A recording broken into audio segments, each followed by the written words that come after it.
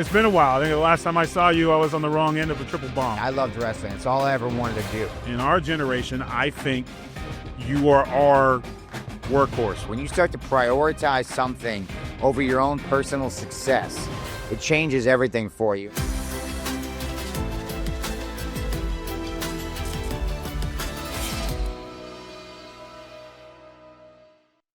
First of all, Seth freaking Rollins. Pleasure to have you on. You know, we go way back. Way back, baby. All the way back. A few days in FCW. I was on the wrong end of a couple of the Shield incidents, but I always have Boston Garden. We fought you guys to a T with Kofi in Boston Garden. Oh, baby. I have a podcast I do just with my wrestling buddies. As this thing where I try to, one of the things that we don't do is we don't keep in touch very good. Yeah. Especially when life takes us on different paths. Yeah, man. So a couple of the guys that I was worried about that life wasn't going too well for, I was like, hey, look, we're going to meet every week on my podcast and we're just going to talk. Just talk, man. And then we started getting young guys who were like trying to come into the business, and they said, you know, they asked me for guys to role model and want to be like. And I said, Liz, I'm going to give you a perfect example. I said, when I was in FCW and I had a very good wrestling career and I made mistakes and I butted heads with management and all that stuff, and I bet on myself and my path, it worked out for me. Sure. I said, but one of the things was like, we used to go to the Penthouse Club every day after practice. And Fandango would get off the plane and all the guys would get together and we'd go party. And Seth would go to the gym. No. And sometimes we'd make fun of him. Oh, no, Mr. Straight Edge, Mr. This, that, whatever.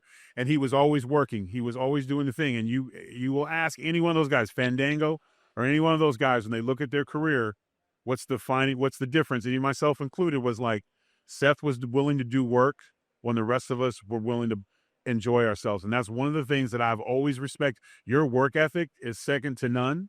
And you were better looking than us. So you could have went to all the clubs. You're always styling and profiling. I don't know about all that. Phrase, but I'm just saying. And then I could not be more happier. And I don't watch all the time, but I'm always checking on my guys. Thanks, man. You know, and when Kofi turned to where he has always been. I broke in with Kofi in Deep South. He has been a heel since the day I met him. He's a heel in and life. He finally showed up. Well, that's appreciated. You know, I appreciate that, man. I think sometimes that work ethic gets lost, and you when you're in the middle of it, it can feel lonely sometimes because you want to be. You were isolated, 1,000%. You want to be with the crew, and you want to feel like one of the guys. But I don't know, man. I was always like, I'm like, what is it nobody doing that I can do? And that was the thing, was go the extra mile, figure out what that hustle was going to be. And that was the one thing that I do feel like set me apart. Even now, you know, I got a wrestling school back in Iowa, and that's the one thing, you know, everybody wants a secret sauce. Oh, yeah. Secret sauce. What's the thing? What's the one thing? And I'm like, guys, it's just hustle.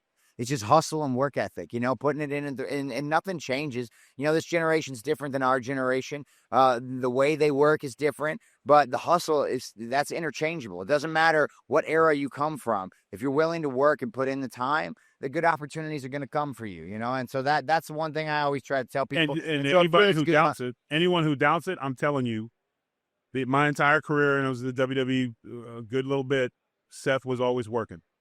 You were always working, it, man. And it has paid off to the point now where, in my opinion, in our generation, I think you are our workhorse. You're our steamboat. You're the guy that can work anyone, anywhere, anytime. There's always that broomstick reference. Yeah. I could do that. That would be one of those. Boring as hell to watch, but you could make it happen. And I don't think we have enough positivity what's going on when we talk about, you know, guys we worked with and stuff in this industry. But one of the things that gets missed, and I think with all the social media and all the razzle dazzle, is guys that work, it does pay off. Look at Jimmy, the Usos. Look what's going on with that. Yeah, man. And the nice thing about you guys also is teaching the next generation of wrestlers. You have paychecks coming from non-wrestling things. And that's the one thing I preach to the guys. Wrestling, you live it, you love it, but you have to make sure you have tomorrow, because it's a long life. Yeah. And wrestling's not promised. And Ric Flairs and Hogan's are unicorns that are never going to happen again because there's too many young guys coming up now. Yeah, it's so interesting, man. You look at it and, obviously the business is something that I love and it's a place I want to be in some capacity in my whole career. But yeah, dude, it's fascinating when you commit. For me, I loved wrestling. It's all I ever wanted to do. And I've committed basically my whole adult life to it. And then I had a baby and I got married and like priorities started to shift and I started to look about like what's the next what am my life going to look like? What's it going to be? Am I just going to be, am I going to be a stay-at-home daddy? You know what I mean? Is there going to be another career for me? Is there going to be something else out there? When you start to prioritize something over your own personal success, it changes everything for you. And so I've really, in the past year or two, started to really start to examine what it is I want to do after I'm done in the ring. And it's a very humbling process. Yeah, and like I said, I went through it firsthand. When I was excused from the WWE, it was supposed to be, you work, and your goal is to work your way back. And I immediately went over to TNA, and I went to Japan. I was doing everything I can to work my way back, and I was getting my way to work my way back. And then an opportunity came to be on TV every night and do what I did in the locker room, crack jokes, and I was like, but it's not wrestling. And that's how I did that mentally. And it was hard, but if I go on, and because it was Fox, I knew if I'm on Fox, that means no more WWE, just because the lay of the land was. Sure, yeah. So that for me was like, because at that time it was Bobby, me, and Drew that were getting ready to go from TNA back to the WWE. Yeah. And then I'm sitting there getting ready to do this thing. So I bet on myself, like, listen, I can still wrestle and then do this Fox thing, see what happens. Yeah. And then all of a sudden it blew up into this entire new career to where I would never have to wrestle again. And during the pandemic, I took time off, but I found myself just watching wrestling all the time. And I was like, and then I remember Billy from just having a couple beers with him after a TNA show. He was supposed to be an agent, but I was like, I'm not having a singer telling how to work a match. Sorry. Yeah. Like the other guys might like you and but like, listen, first album was awesome. But then once I got to know him and how sycophant he was for wrestling, it grew on him. But still, he never told me how to do what we need to do. He gave suggestions or whatever. And then I came back to the NWA, and it was just to see I missed the locker room. That's probably the toughest thing that you'll miss when your time comes. Oh, is just the camaraderie. Yeah. And then, doing the things, working, and then, next thing you know, I'm the NWA World Champion, and I'm like, I'm going to take this belt to where it belongs. It's on the Super Bowl. I'm doing all these great things. And That's then great, man. You get to a point where you have your career and everything's going and doors are opening again.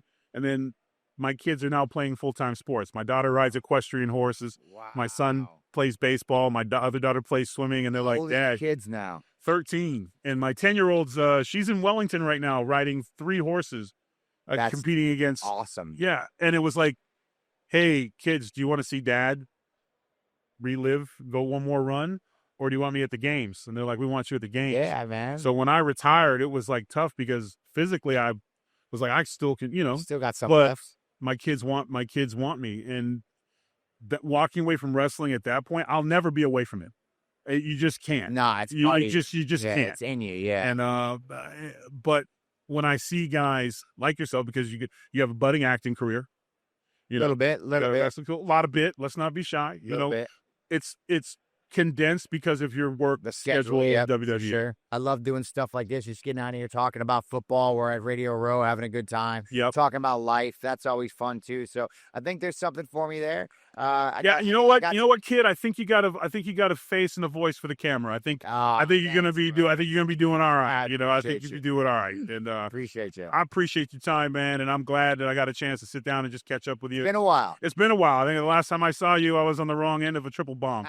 But I think that's the last time we got together. One of the most difficult triple bombs of all time, right here, ladies and gentlemen. I fought. I was in it till the end. He was a fighter. We appreciate that. Yeah, we appreciate that, and I appreciate you, man. Thank you so all much. your continued success. Yeah, man. Brother. Thanks for having me. Always a pleasure, man.